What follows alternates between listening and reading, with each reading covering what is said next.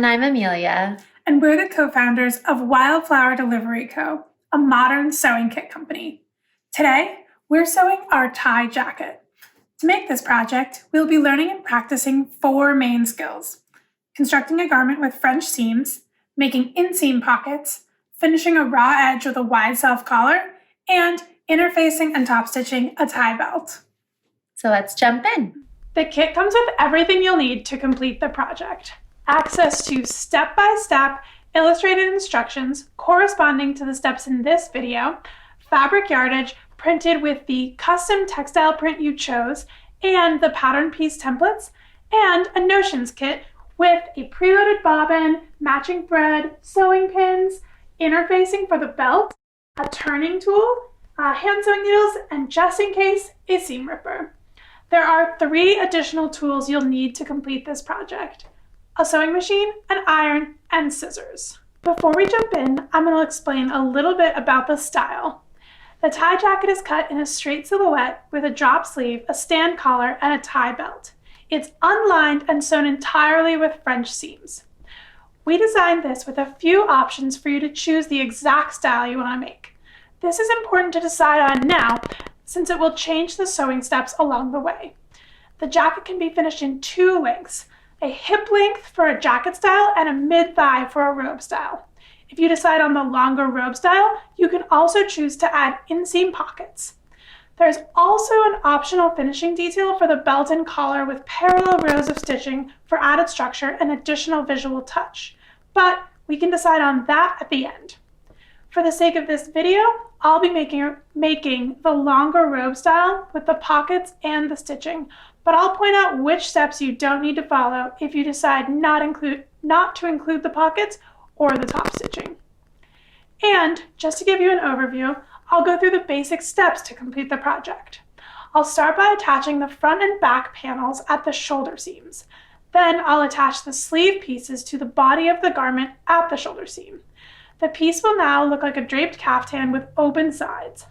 From there, I'll sew one continuous seam that creates the side seam as well as the underarm sleeve seam. And if you're adding pockets, they'll be attached in this step. Next, I'll hem the jacket, then attach the collar piece. This piece finishes the raw edge of the front panel, so once that's attached, I just need to hem the sleeves and attach the belt loops and make the tie belt. I just want to add a few notes about our paperless pattern system before we cut the pieces out. The textile print extends all the way to the cut line of the pattern pieces, and the pieces are designed with a 1/2 inch seam allowance. So, just to be clear, the seams are the line of stitching that hold the pieces together, and then the seam allowance is the extra space between that stitch line and the edge of the fabric that will end up on the inside of the piece. Because the textile print extends past the stitch line into the seam allowance, even if you don't stitch everything perfectly straight, you'll never see a gap or any unprinted fabric. The fabric is also printed directly with notches, so there's no need to clip them in order to mark them. Notches are small marks perpendicular to the cut edge that act as guides while you're sewing. For this project, the notches help match up corresponding pieces, show where to place the pocket, and indicate the hemming lengths.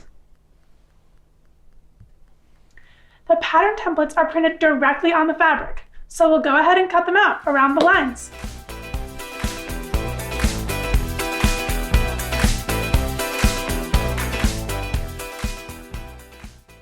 So I've cut out the pattern pieces, and you may have noticed a few pieces with borders that said extra fabric, not a pattern piece. For certain sizes and styles, we had small extra blank spaces when we laid out the pattern pieces. So in those cases, we filled them with a little extra printed fabric. We won't use them for this project, but we hope they find their way into a future creative endeavor of yours. For now, I'll set them aside. The front and back pieces are similarly shaped, but the front panel is split into 2. They both have this straight edge and then a curve, and this is where the sleeve attaches. The sleeve pieces are identical and symmetrical, back to front, and they taper slightly to the cuff of the sleeve. These 4 pieces are the small pocket pieces. These 2 wide rectangles will become the collar. This piece will be folded over to make the tie belt, and then this little piece becomes the belt loop. So we are now at the steps where we'll start using the sewing machine. If you're brand new to sewing, check out our Sewing 101 video. We go over all the basics there. Because this jacket is unlined, all of the construction seams in this project will be French seams, which will result in a beautiful finished edge on the inside. A French seam is essentially a seam where the seam allowance, which is traditionally exposed and on the inside, gets encased in a second row of stitching, so the raw fraying cut edge is no longer exposed. It's a really simple, clever stitch that's incredibly versatile. The main thing to be aware of with French seams is that you start by stitching the pieces with the right sides facing out away from each other. It's easy to go on autopilot and start with the wrong sides facing together, which is how you normally position pieces in a simple seam. So I'll start by attaching the front and back panel at the shoulder seams.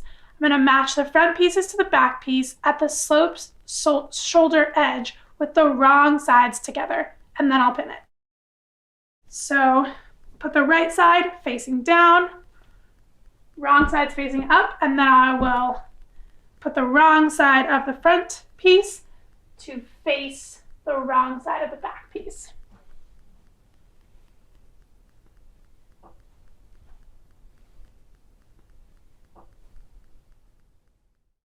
You'll know that your pieces are lined up in the right place by checking that the side seam edge of the front piece is mirroring the same shape on the back piece.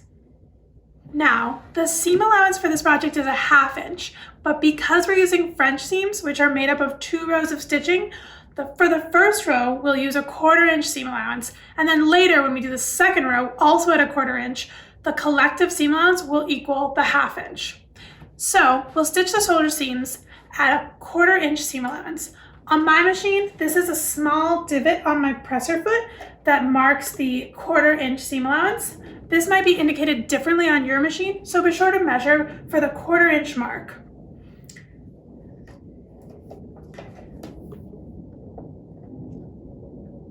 And like with every seam, I'm going to start and end this with a back stitch.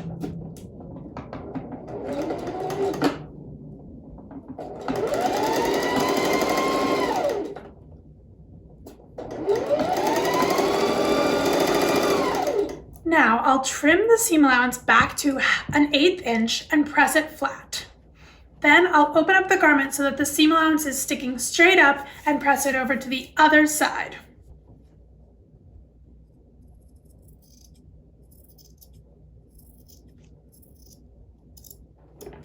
So this is trimmed back the 1/8 inch, and then I can just press it nicely flat and then open it up and press it over to one side. And when I'm doing this, I'm actually using the iron to hold one side, and I'm using my hand to pull the other side, just enough so that I'm making sure that the seam is pressed really open and flat. Now I'm folding the garment over so that the right sides are together, and I'm going to sew this shoulder seam again. And to set that up, I'm actually folding this. I'm making sure that the seam I just sewed is actually the edge here at the fold. And then I can use the iron to press that flat. And then I'll pin that into place and bring it back over the machine to sew another line at a 1/4 inch seam allowance.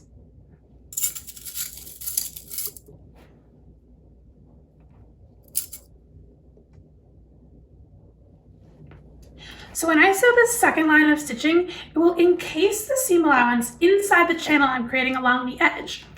This is why it's important to trim that edge down to an 1/8 inch so that it doesn't catch in this new line of stitching and it won't poke out of the seam to the outside of the garment. Once this is sewn and pressed, the seam will be really beautiful and clean on the outside, and then it'll have this lovely finished edge on the inside.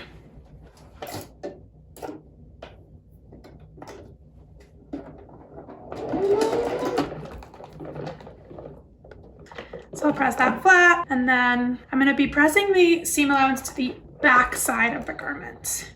You can use that same technique, kind of pulling both opposing sides to get it really flat.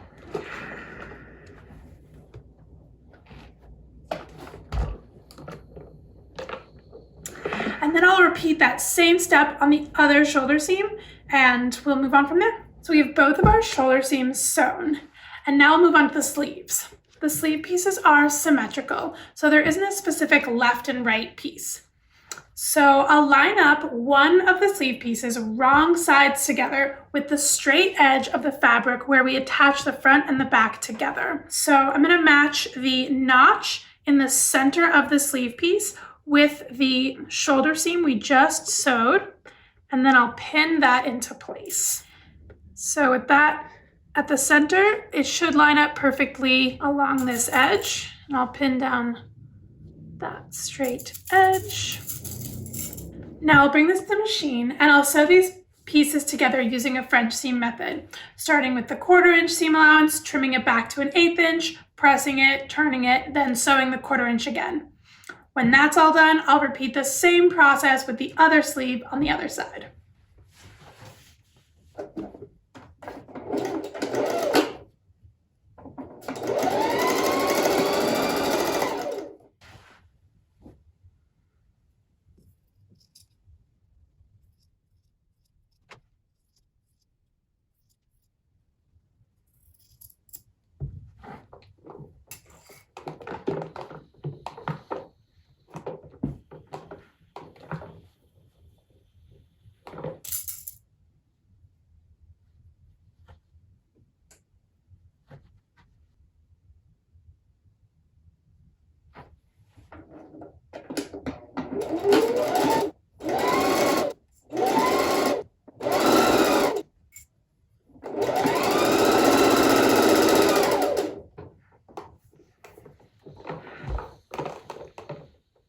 So the sleeves are both attached at the shoulder seam, and to finish this step, I'll press the seam allowances over to the sleeve side on both the left and right sides. So just pressing that out in the direction of the sleeve. The pieces are now at the stage where I'll sew one long seam that attaches the front and the back of the side seams, as well as the sleeves into a cylinder. Also at this stage is where you need to decide whether you're adding pockets. We love the pockets for the longer robe style, but for the shorter hip length jacket, the inseam pockets would hang below the hemmed edge, so you don't want to include them. If you decide not to include pockets, skip ahead straight to the step where we sew the side seam. To place the pockets, find the triangle notch on the side seam of the front panel. So taking the front panel, and this is the side seam where it curves into the sleeve. So you'll find the triangle notches on there, right here and here. And then you'll take a pocket piece and you'll match the pocket piece up. It also has triangle notches with the triangle notches on the side seam piece. We're going to also do this wrong sides together because this is also a French seam. So I have the wrong side of the front piece, and I have the wrong side of the pocket, and I'm just checking on both sides, finding that triangle notch, and this should line up nicely, and the pocket should be sort of hanging down to the hem. If this doesn't look like this, then you actually have the wrong pocket piece. So find the mirroring pocket piece, one of these guys, and pin that into place. So I'm going to repeat this step with the other 3 pocket pieces on the side panels of the front and the back on both sides. Starting with the first pocket half you've pinned, stitch it to the side seam at a 1/4 inch seam allowance.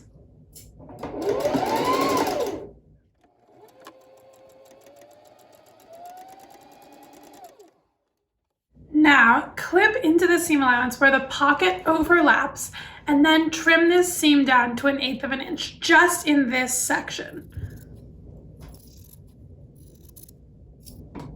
Just like we did with all the other French seams, we're going to open this, press it flat, and then push the seam allowance over to one edge and fold the pocket piece back.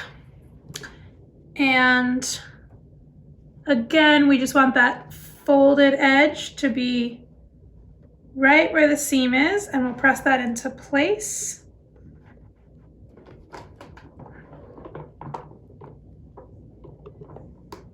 And I'll just pin this to secure it.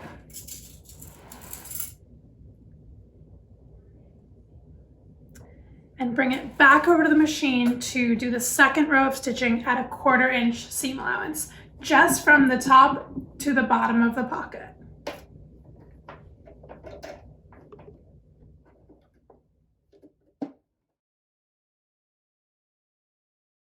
So now I'll repeat this process with the other 3 pocket halves.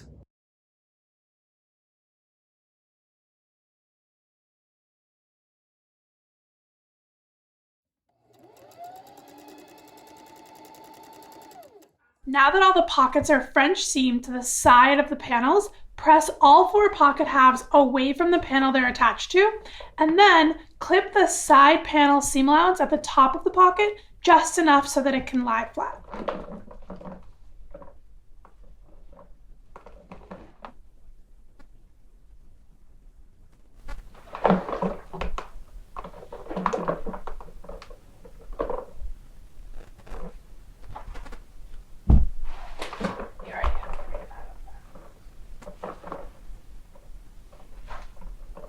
Now, with the wrong sides together, line up the front and back panel pieces, matching the bottom hem, the sleeve cuff, and the pressed out pockets. And if you didn't add the pockets, you've skipped the last few steps, and now you'll rejoin us at this step. So just pin the side seam together, matching the bottom edge and the sleeve cuffs, but ignoring these pockets. So I'm lining up these edges, and I'm also lining up this shoulder seam here, and then lining up these pockets, and the edges should mirror each other exactly, and then lining up the bottom. So the pressed out pockets front and back should line up to each other and stick out on the side, and then I'm going to pin everything together.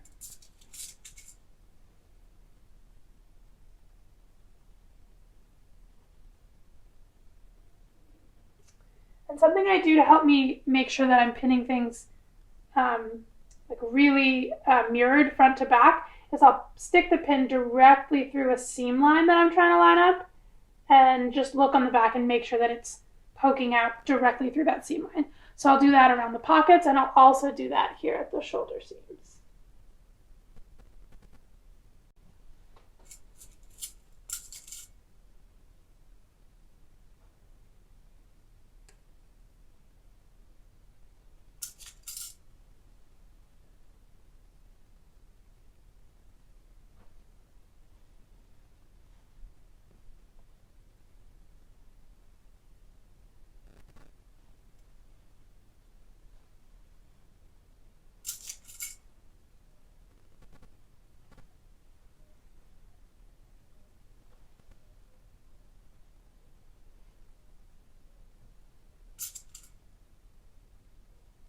Pin this whole long seam from the cuff through the underarm, down the sides, around the pockets, and all the way to the bottom hem.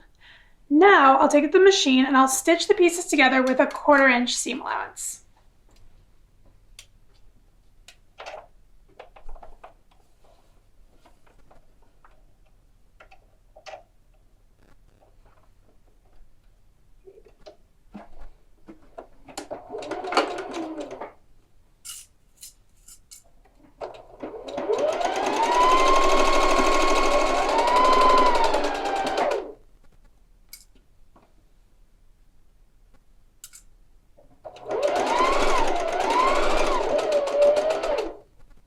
So you'll notice that the stitching line will be a 1/4 inch to the outside of the seam between the body of the garment and the pocket as you stitch towards the pocket.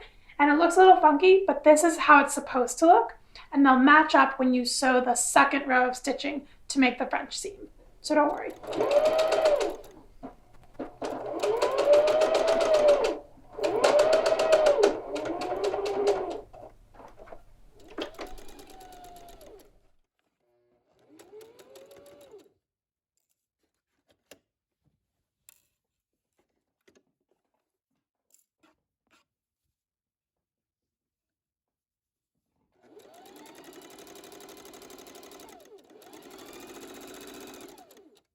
So now that this is sewn, I'm going to press it flat and clip into the corners between the pocket and the body of the garment.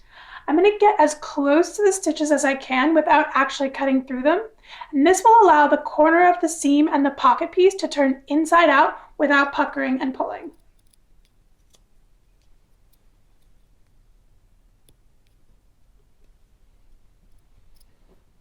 Once those are clipped, I'm going to trim the side seams down to 1/8 of an inch and then turn the piece inside out so that the right sides are now facing each other.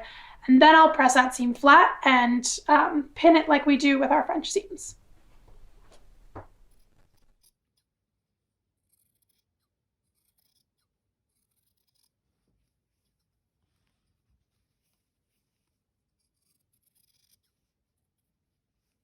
So I'm trimming the side seam down to 1/8 of an inch, and I'm also trimming around the pocket at 1/8 of an inch.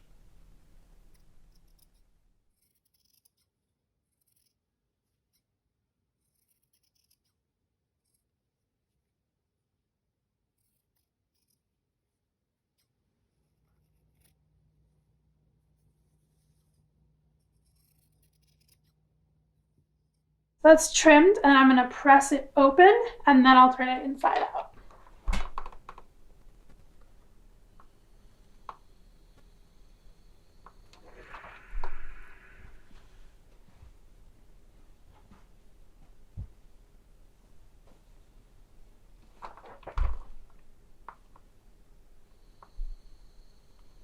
So this is the same process as we did on the side seams, or on the shoulder seams to get that French seam, but it's a little bit trickier because when you had it on the straight of grain, the piece naturally folded and the stitch seam really did lie in that new fold. With the curves, it's a little bit tricky, so you just want to make sure that you're consciously getting the stitched edge to the very edge of the seam here. So you can do that with your finger, or if you need to use like a pin, you can kind of use a pin to sort of pick the seam out a little bit. We just want to make sure that that folded edge is right where the seam is. So I'll do that, and then I'll press that flat and pin it, and move on to the next row of stitching.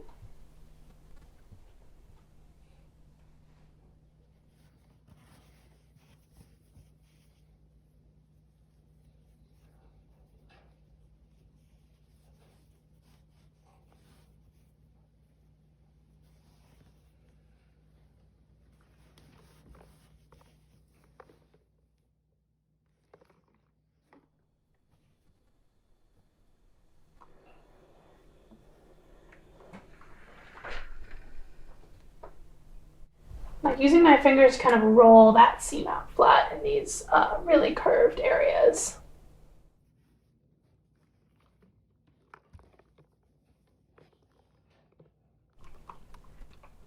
And trimming the seam back to that 1/8 of an inch, in addition to not wanting to catch that in our second row of stitching, it also helps these curved edges really like bend because we don't have a lot of seam allowance that's trapped inside of there. So that's a nice benefit for the trimming as well.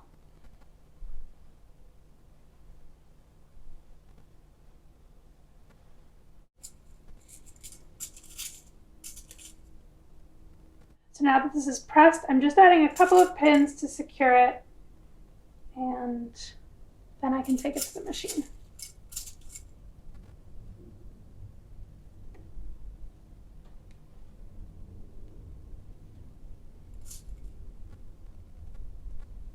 So now I'm going to do my second row of stitching at 1/4 of an inch, and I'm going to do the exact same thing, starting at the sleeve cuff, and I'll go all the way and around those pockets and finish off at the bottom hem.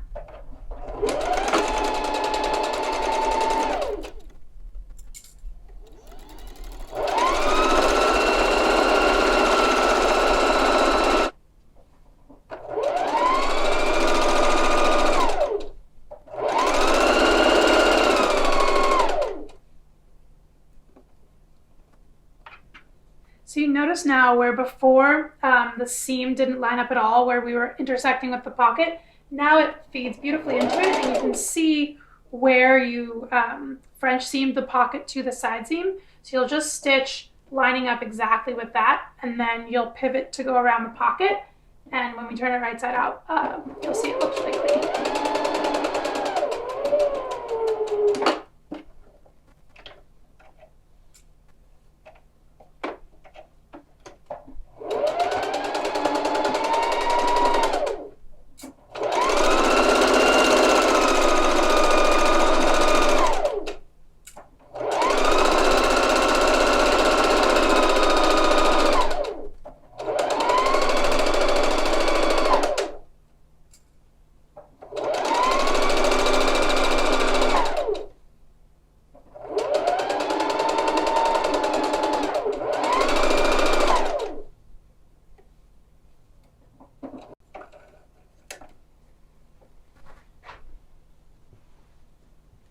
Now press the French seam towards the front panel so that the pocket faces forward.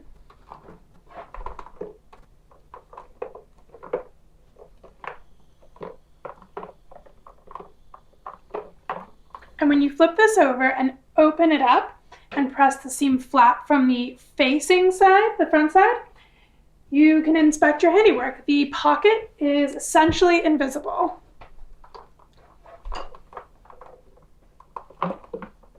So now the main body of your jacket is complete. Normally I save hemming for the very last step, but in the case of this jacket, you need to hem the bottom edge before you put the collar pieces on. So the front panel has notches indicating the hemming length. For the robe style, you don't need to trim off anything from the bottom at all. But if you chose the cropped jacket length, find the second set of 3 notches and clip the bottom one. It's about 5 inches from the bottom, and you'll see it here.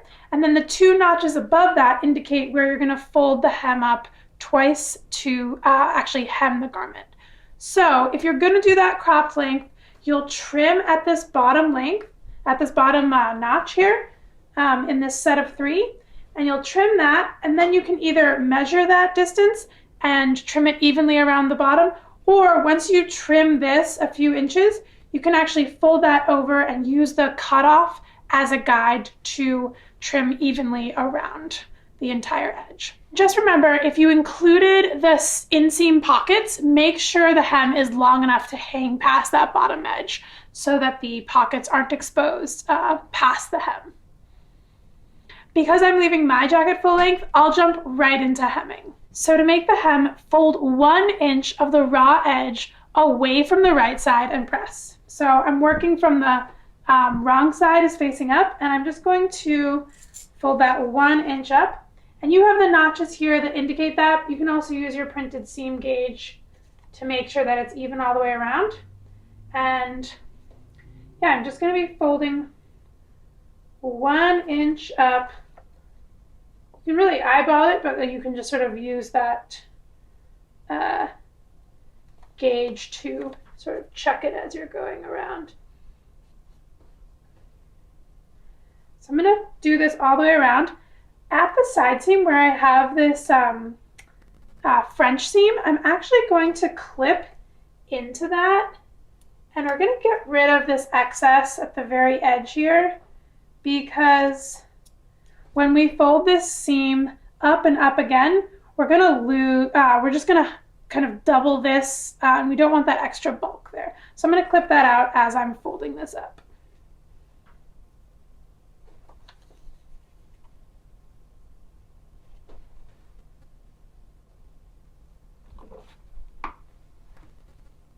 And again, the side seam here, just clipping out that extra seam allowance to get rid of that extra bulk.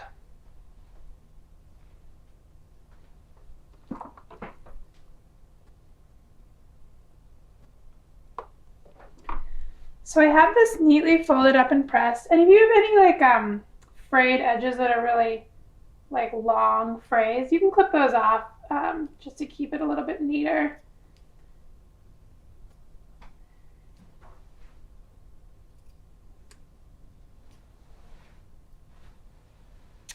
So now I'm going to fold this up again and fold it up again another inch, and you'll be able to use this first fold sort of as a guide, but you can also use your printed seam guide to double check that you're folding this up an inch. And then I press this into place.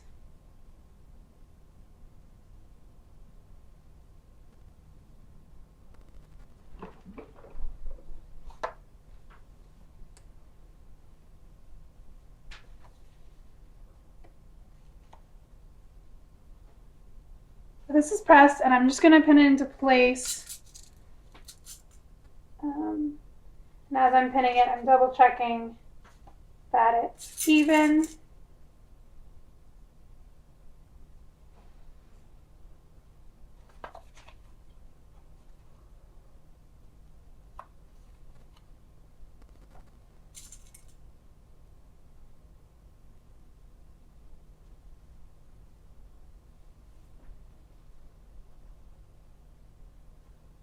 So now that this is all pinned and I folded up that 1 inch and then that 1 inch again, I'm going to take it to the machine and I'll stitch the hem 1/8 of an inch to the inside of the fold. So I'm going to stitch it all the way around, and I'm lining up that 1/8 of an inch to the left side of the presser foot, and I'm also able to see that my hem extends to the 7/8 inch on my plate, and those 1/8 inch and 7/8 inch make up the full inch of the hem.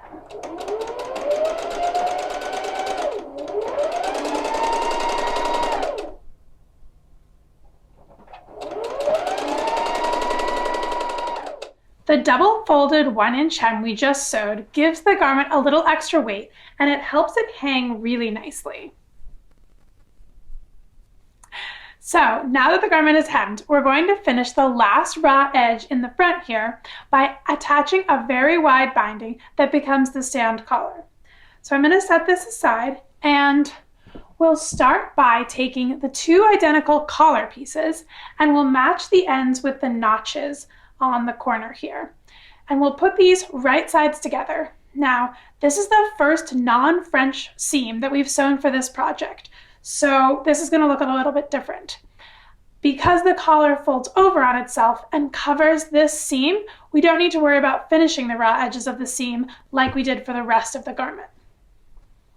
So I'm going to match this edge, and I'm just going to pin down the edge, just matching the shape.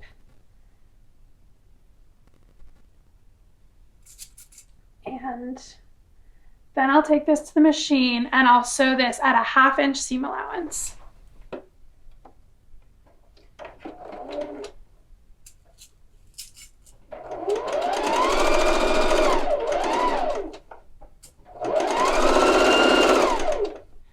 So this is sewn, and then I'm just going to press it and open it up and press it open and flat. Now this seam is the center back seam of the collar.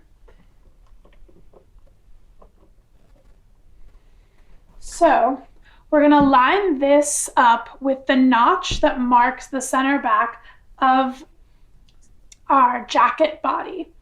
So we see this notch marking the center back. We'll line that up with either side. It doesn't matter. This piece is identical and symmetrical. So it could be this side or it could be this side, but we want it to be lined up with the center back notch, and we want the right sides of the fabric to be facing each other. I'm lining this up in the center, and then I'm going to pin this collar piece all the way around the jacket body edge, ending at the hem we just stitched. So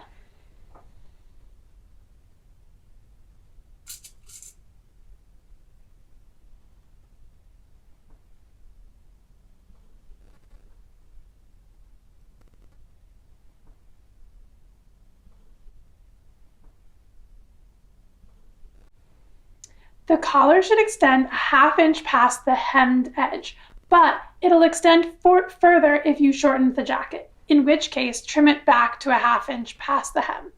Now, stitch the collar to the garment at a 1/2 inch seam allowance. So I just stitched the collar piece to the body of the garment, and next I'm going to fold the collar piece in half with right sides facing each other. And I'm going to line the free cut edge of the collar up with the cut edge of the collar that we just sewed. So that's how you'll know that it's folded in half, is if those line up. And then I'm going to pin this into place. I'm going to pin it from the side where I can see the stitch I just made. So I want to be able to see this stitch and this connection. So I'll pin from that side because that's the side I'm going to sew on.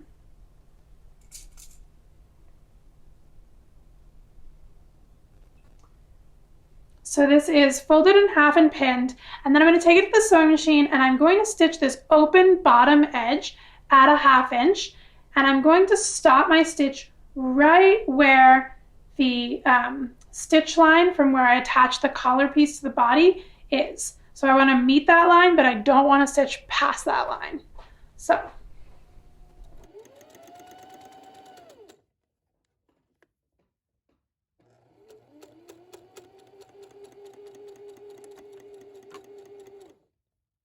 with the bottom edge sewn, I'm going to trim off the corner with a 45-degree snip. Then I'll use my finger to turn this corner and kind of wiggle the point out. So put my finger in there, turn it, and then just wiggle it out so that's a nice flat point. Now I'm going to fold the raw edge of the collar lining back 1/2 inch at this connection. So here you can see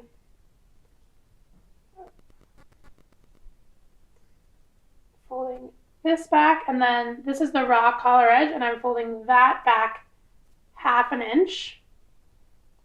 And what's going to happen is this will fold up and encase the collar beautifully on the back side, and then it'll be wide and nice on the front side.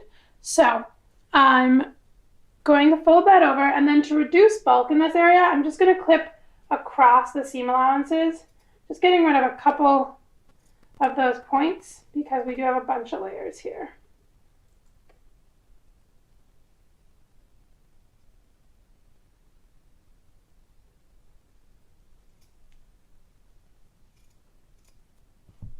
So I'll trim it out like that, and then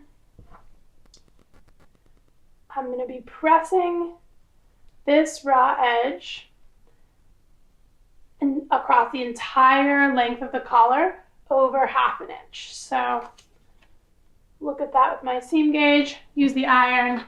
I'm going to press this all the way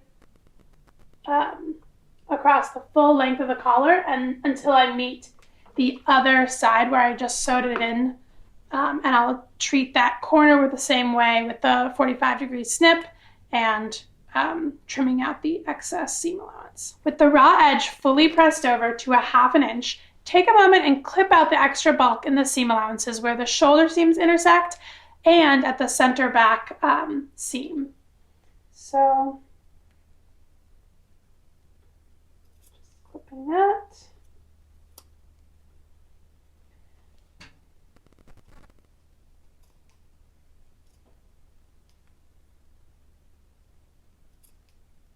So at this time, also flip the garment over and make sure that the seam connecting the body of the garment and the collar is pressed super flat.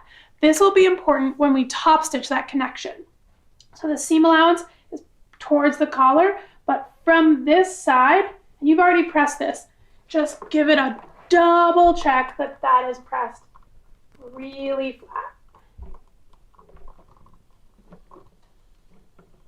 Once that's super flat all the way around, then you can turn this back over and get to pinning that edge. Now line this folded edge up with the seam that joins the collar to the garment so that all raw edges are now enclosed within the collar piece. Start by matching the center back seam.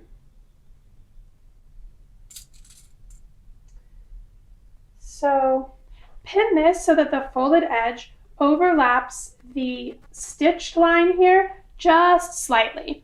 This is going to ensure that it's caught in the top stitch, which we're going to be sewing from the front side. So that slight overlap is just a little extra insurance that you catch the edge with the line of stitching.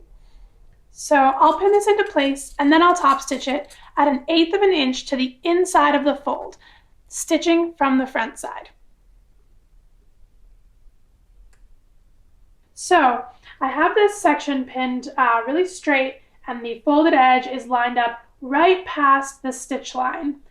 And I like to place my pins a little bit closer together than I normally do, just because I really want to make sure that this stays lined up and I won't be able to see it when I'm sewing. So now that this is pinned, quickly I'm just going to transfer these pins to the front side because we're going to be sewing on the front side. So I want to be able to take the pins out as I'm sewing. So I'm holding the layers together and I'm sliding the pin out and then I'm just putting it on the front side. So I'll go through and do this down the entire collar and then it'll be ready to take to the machine. So I'm sewing down 1/8 of an inch from this seam line and I'm just going along carefully and slowly, pulling the pins out right before I get to them. And the main goal with this stitch is that we are even along this fold line, so it's 1/8 of an inch evenly down, and that we're catching the underlayer. So as you can see here, I've stitched over this and I've caught that in my seam line, and that's nice and even as well. So just taking it slowly. And the pins we were really careful with, so that'll help. And I also like to kind of use my hands to not pull, but keep this section taut, which keeps the layers straight because we're pulling on the straight of grain there. So all of those things come together and make a really nice seam.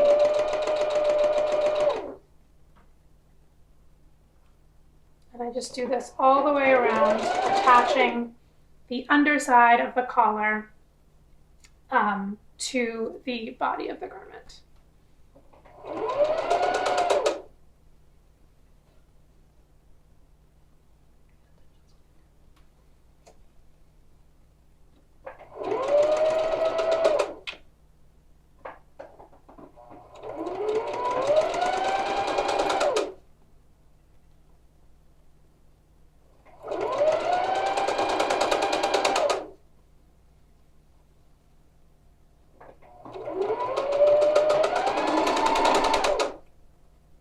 Now that the piece is hemmed to its final length and the collar is on, I'll try the jacket on and decide where I'd like to hem the sleeves.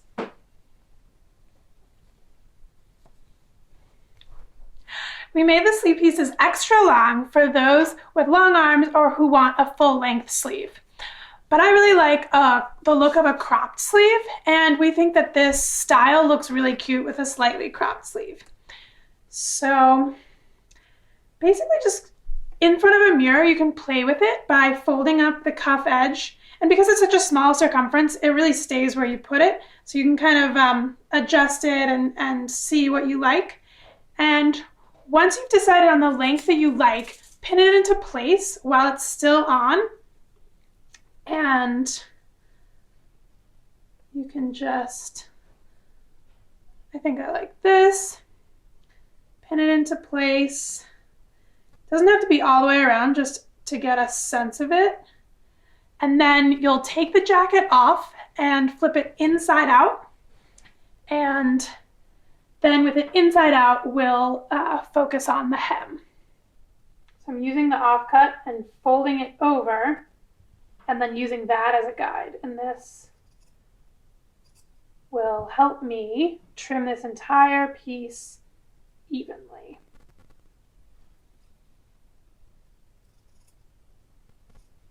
And again, this here is the seam, the hem allowance. So this is the 2 inches, and this is what we're taking off, and we won't use this.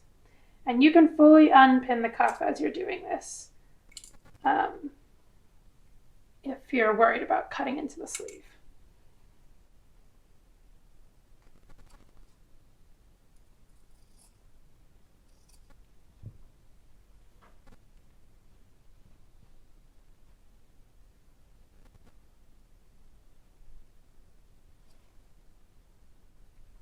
So this cuff is fully trimmed, and then I can use the offcut from this to mark the other sleeve and repeat the same process on the other sleeve.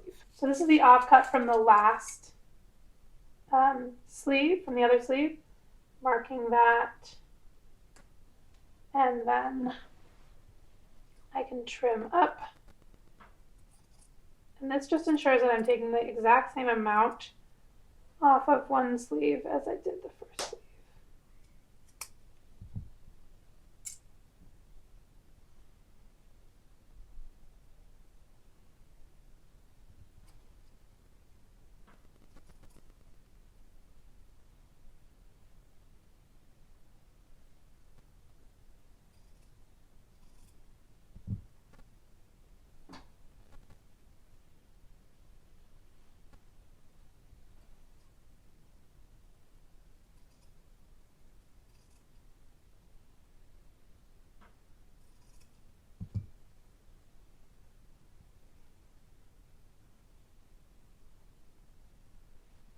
If you feel more comfortable, you can also use this as a guide, but just place pins there, and so that you aren't sewing or aren't cutting with those two layers. Either one's totally fine.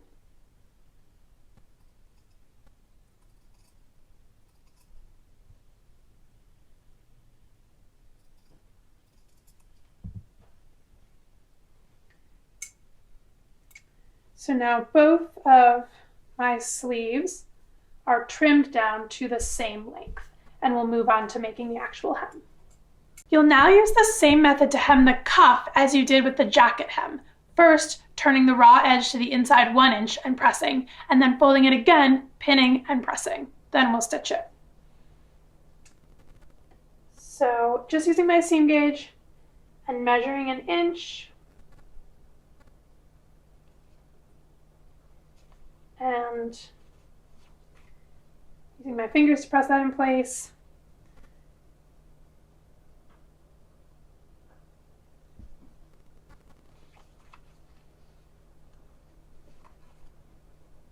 Going all the way around the cuff.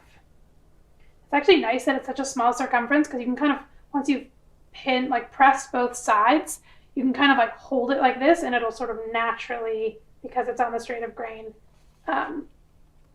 fold over 1 inch all the way around. So just double check that. And then like we did with the jacket hem, I can clip out this seam allowance at the underarm seam to get rid of some of that bulk.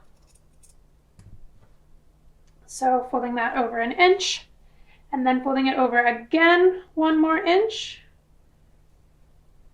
And I'll pin it all the way around, then press it into place.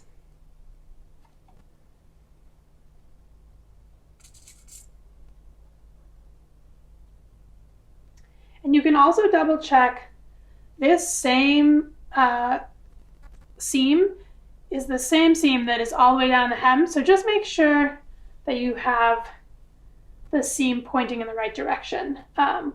We have it pressed out to the front here with the pockets. So I'm just seeing that I have this pressed out to that same direction.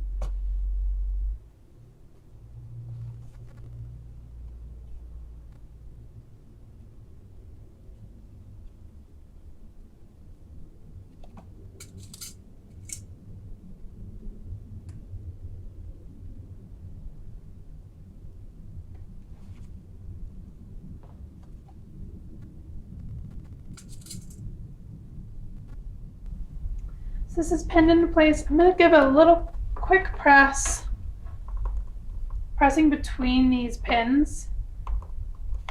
And then I can take it over the machine and stitch it. And when I sew this, I'm going to take this detachable bed off from my sewing machine to expose the free arm. And this allows me to sew in this fairly tight circumference of the cuff. So I'll start my stitch at that seam, the underarm seam, so that the back stitch I make isn't visible on the top of the cuff where you'll see it when you're wearing it. And I'm making this stitch the same way I did with the jacket, 1/8 of an inch from the fold to the edge here, to the folded edge.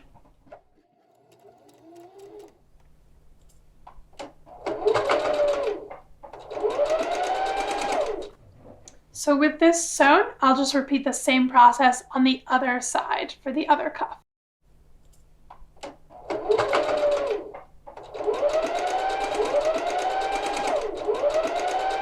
The cuffs are hemmed and the jacket piece is finished. So now we'll move on to the belt. I'll start by ironing the interfacing piece that came in the kit to the belt piece that we cut out of the fabric.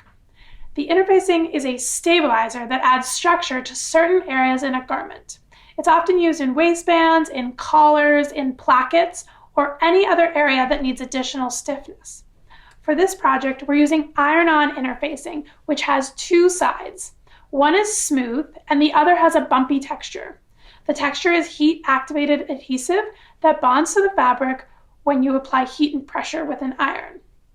It's important to be extra careful and double check which side of the interfacing you have against the fabric because the heat will cause it to melt and adhere to whatever surface it's touching. The face of your iron, your ironing board, all the places you really don't want it.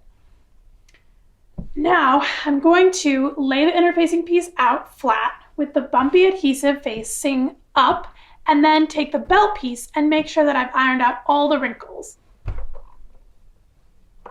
So mine's looking really crisp and flat, and that's how I want it to look before I iron it to this interfacing.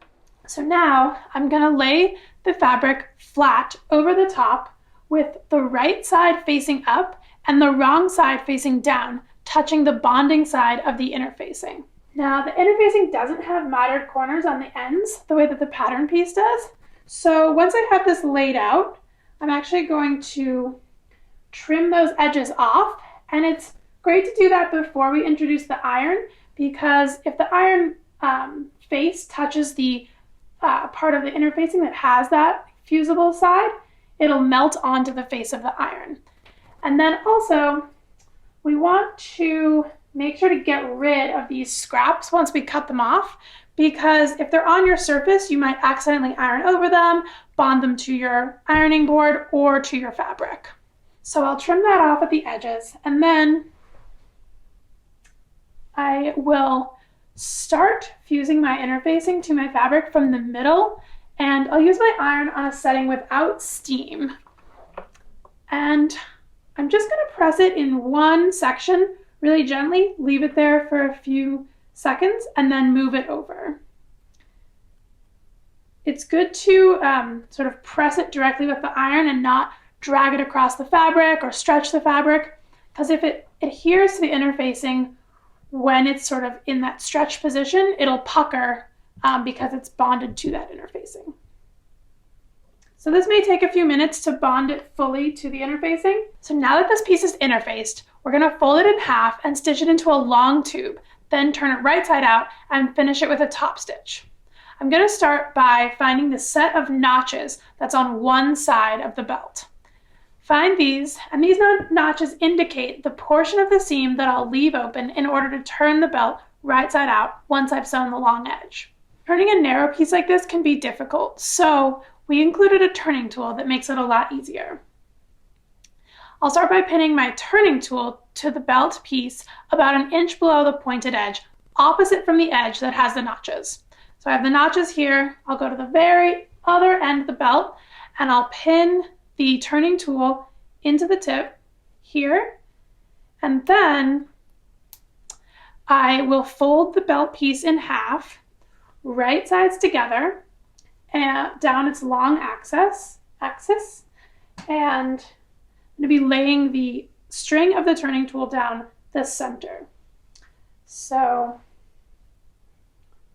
fold that,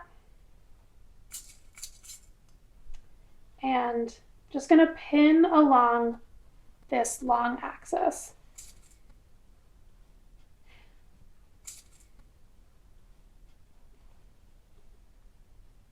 And I'm making sure that the string of the turning tool is encased within this tube.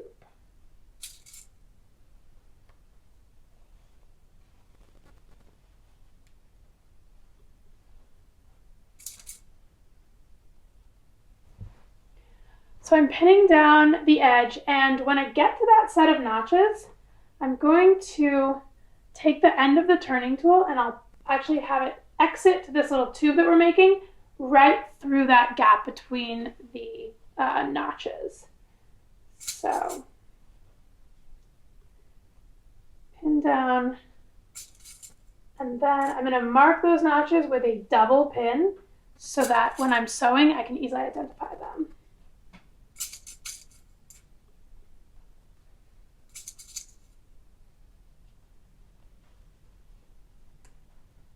I'm pinning right down to the tip of that corner. So I'm going to leave a 2-inch gap right where these notches are, and the tip of my turning tool will be in that hole, exiting out. So with this pin, I'll start stitching from one side of the opening, and I'll just stitch to the bottom corner here, and then I'll start again at the other side of the opening and stitch down the full length of the piece.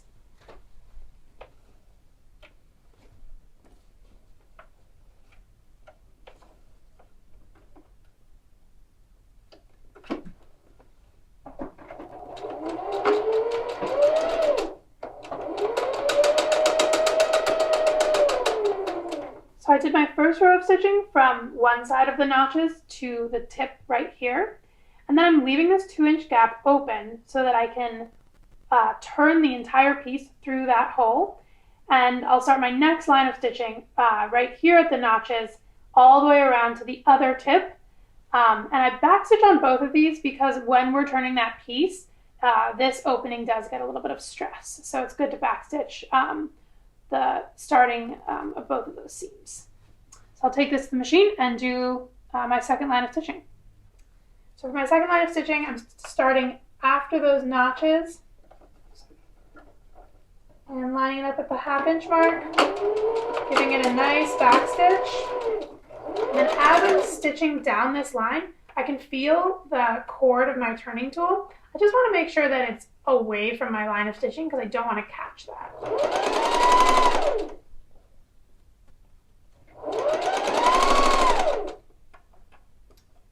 And then I'll take this all the way around to the tip of the... So this is sewn, and I'm going to clip the pointed edges of the corners of the belt piece to reduce the bulk in these places when the belt is turned.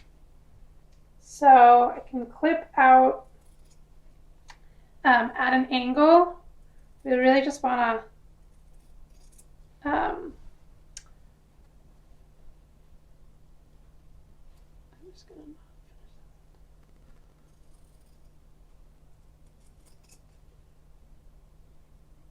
So clipping here, just make sure that we don't have extra seam allowance on the inside when we turn the piece. And then especially because these little scraps have interfacing, I want to make sure to get them off my work surface right away so they don't fuse on anything in a rogue way. So I'll take these marking pins out as well. And then I'm going to use a combination of the pin and the string of the turning tool to help guide the far side of the tube towards the opening so that I can turn the entire piece right side out. So I'll start by sort of gingerly pushing that pin down, and this will get the turn started, and then the string will help me finish it off.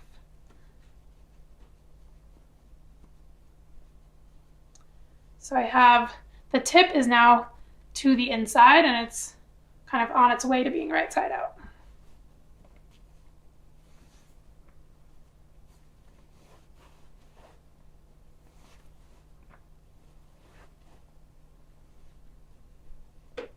And then I sort of hold the outside piece and kind of I can feel the inside piece sliding through there. It's a little awkward, but once you kind of get it going, then it really does the work for itself. So now I can kind of feel that tip sliding through towards the opening here. You don't want to be yanking on this too hard too, because the clip is clipped into our exterior fabric. So I'm trying to be pretty gentle so it doesn't kind of pull on that fabric too much.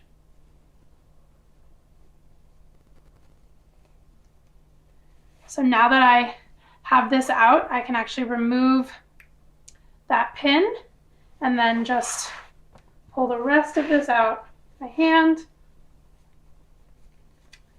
And then I just have to use my hand to turn this tiny little tail.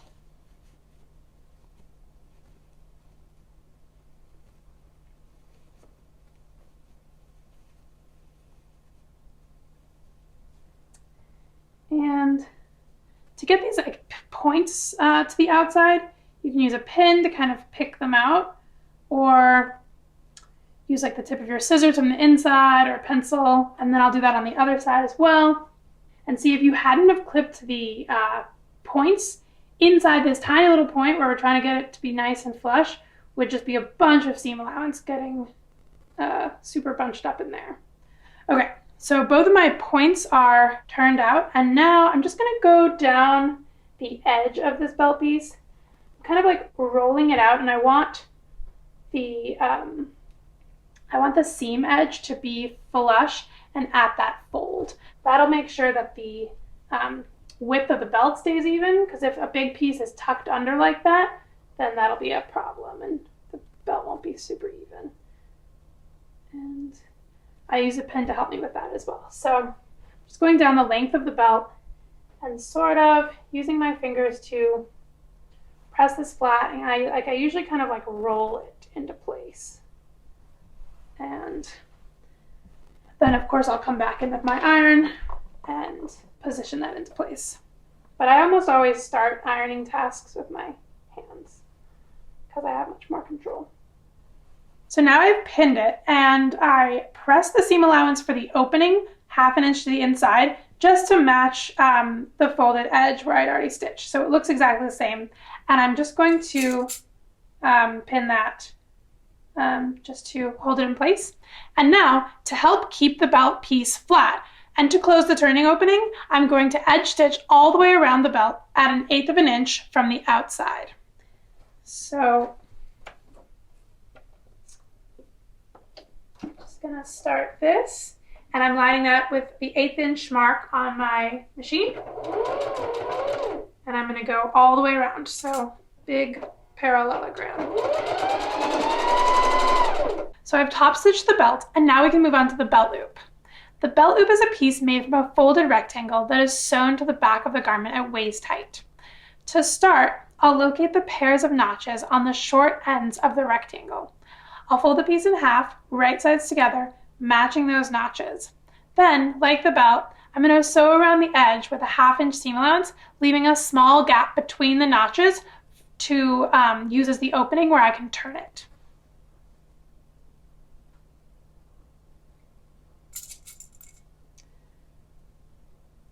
So I have my little piece pinned, and I'll start my stitch at the folded edge and then sew around the rectangle. And when I approach the corner, I'm going to actually stop a stitch before the pivot point, and making sure that the needle is pierced through the fabric, I'll turn it 45 degrees. Take one single stitch by turning the hand wheel, and then pivot 45 degrees again to start down the next side. This little cross stitch gives the corner a sharper point when the piece is turned right side out.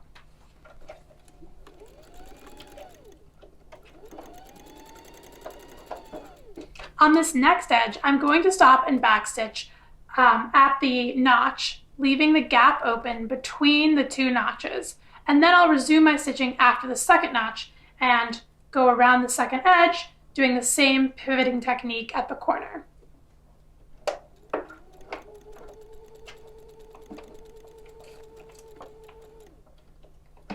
So backstitching and then continuing on. So with the corners clipped, I'll turn this piece right side out. And I can just put my finger through that little opening we left open and guide that piece right side out.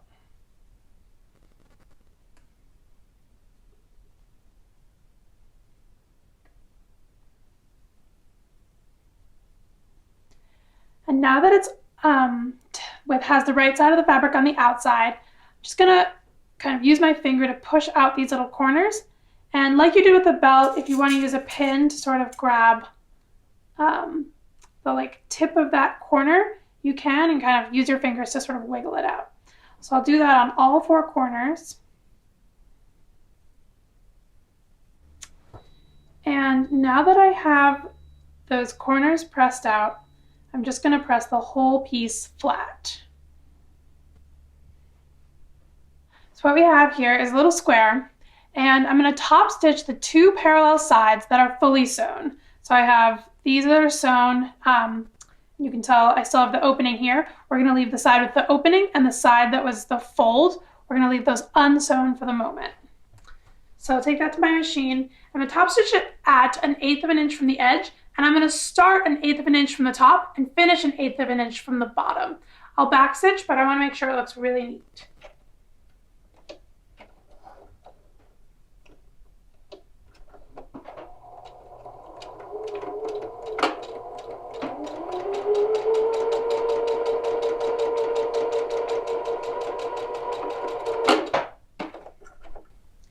I'll clip my threads, and I'm just going to press it flat again before I attach it to the jacket.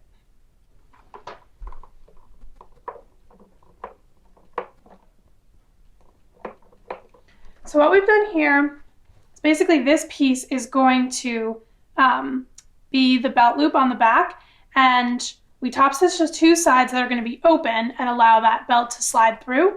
And then once we attach it to the jacket, we'll be top stitching the top and the bottom, and that will attach the piece to the jacket and also close that turning edge. So I'm going to find the place in the back that when I try it on falls at my natural waist.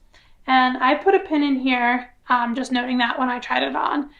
So I'm marking that distance from the top to the bottom with a pin, and then I can find the center back by folding the jacket in half and lining up the side seams and kind of creasing down that middle.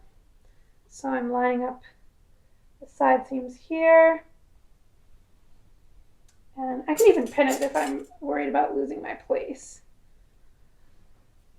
And then lining up the side seams through the middle.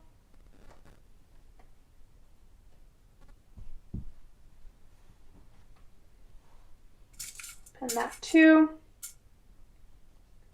And then I can just, with my hand, definitely don't iron it, just sort of pin that or crease that center back line. And this will give you the guide as to where to center your belt loop piece. So I can unpin that.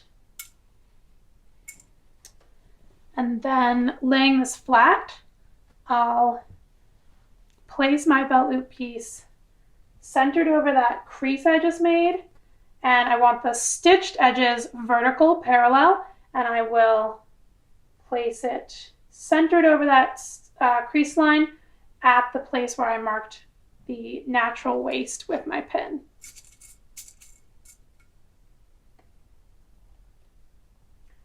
So I'm pinning that into place, and then I'm going to go back to the machine and sew across the top and the bottom at 1/8 of an inch.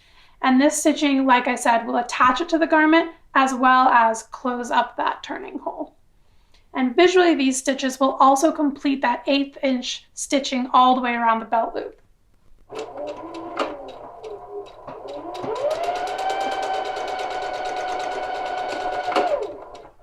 So I have my belt loop attached in the center, and now the tie jacket is fully constructed.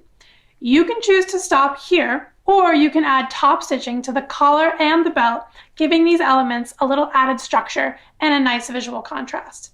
I absolutely love the top stitching detail, so I'm definitely going to go and complete my project with that extra stitching step, but we love the style either way. So I'm doing this optional top stitching step to add a little extra touch, and I'm going to start with the belt. Now your own belt's width will vary slightly with the size of your garment, and the density of the parallel stitches is a personal preference. So use your printed seam gauge to mark out the width of your lines. I like a 5/16 spacing between the lines, and it fits nicely on the belt's widths. So I'll pin the lines to mark where the stitch lines will go. And it's really easy if you want to just center your seam gauge, mark out that center stitching line, and then you can play with it from there. And I'll just do that to mark out these 5/16 lines. And it's great to just mark it so you know ahead of time that your stitch lines will be spaced out evenly on the belt. So I have these and I love the way that that looks.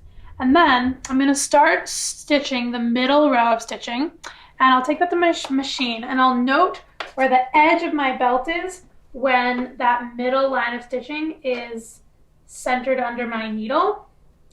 And the belt is actually centered on my needle plate, and I'm just noting where that is. And if you want to use a piece of tape or something to mark that, feel free. So at this point, I'll take out these lines of stitching. I just wanted to make sure that they would be nicely spaced out there. And starting here, I'm going to start my stitch at that 1/8 inch edge stitching, and then I'll carefully stitch down centered all the way through the belt, and I'll end at the other side and stop at that 1/8 inch edge stitching as well. And I am doing a little back stitch, but keeping it pretty minimal.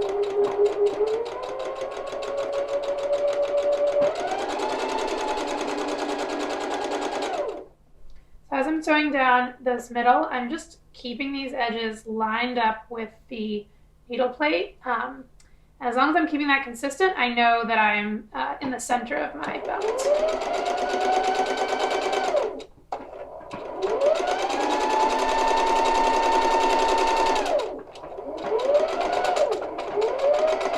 So I'm approaching this 1/8 inch edge stitch, and I'm going to finish my stitch at that 1/8 inch, not going off the edge, and giving it a really nice back stitch right there.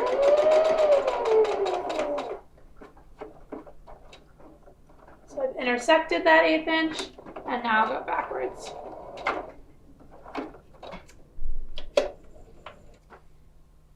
Now I'm going to base this next row of stitching off the first one I did, and I'll line up the needle with the 1/8 inch mark and set that up. And then I'm lining my row of stitching with the side of the presser foot, which I know is about the 5/16 that I'm going for.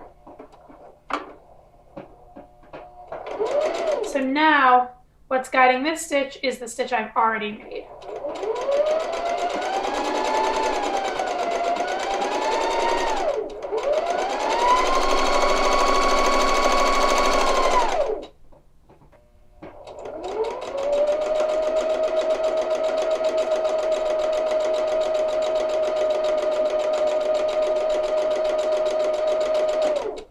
So here I'm finishing up the last row of stitches on this side of the center line.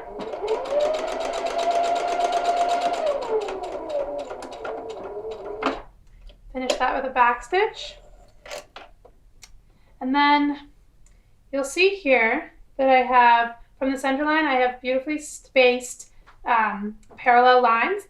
And then I can just start from the other side, doing that same set of parallel lines, but to the right this time. And my foot is symmetrical, so I can just line the middle line up with the left side of the foot instead of the right side of the foot and stitch that way. If your foot for some reason isn't symmetrical, you can always flip your piece over and use that right edge as a guide the way you're used to using it.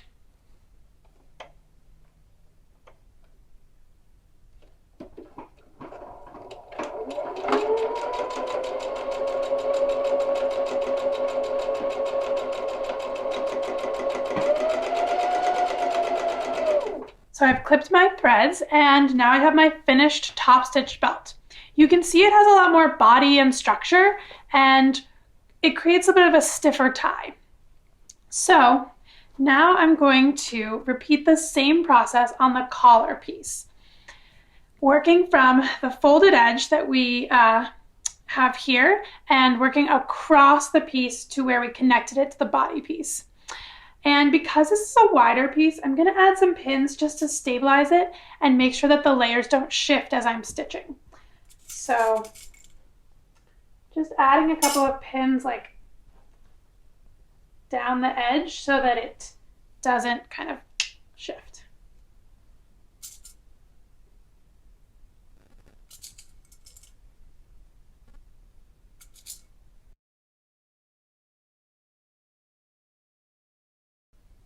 So in some ways this is easier than the belt because I'm just going to start on the folded edge and then work my way parallel back to this seam connection here.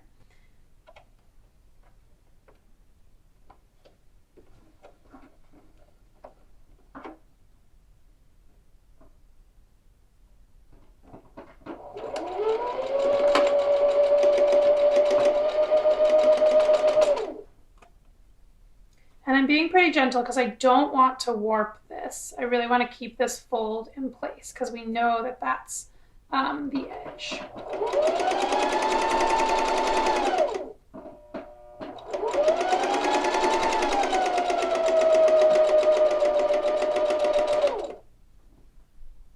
So yeah, I'll just sew all the way around the edge and end at the other. Thanks so much for sewing with me today. I hope you had fun and learned a few new sewing skills. I brought Amelia back to show off our completed tie jacket. We love that you can make this piece shorter or longer for a jacket or a robe style. The prints really sing in the linen and it can be styled with or without the belt.